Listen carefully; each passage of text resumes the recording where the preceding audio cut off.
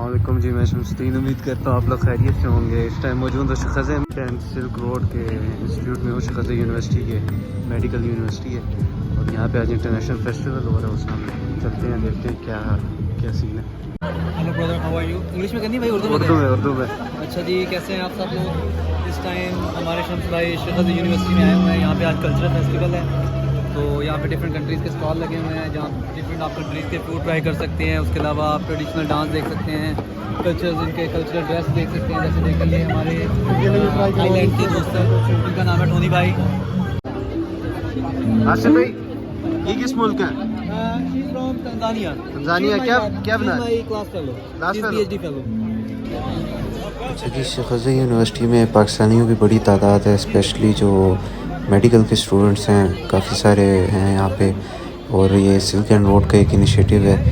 یہاں پہ آپ کو میڈیکل کی اسکالرشپ بھی شاید ملتی ہے، اور اس کے علاوہ CSC XPCC اسکالرشپس میں نے جیسے پچھلی ویڈیو میں بتایا۔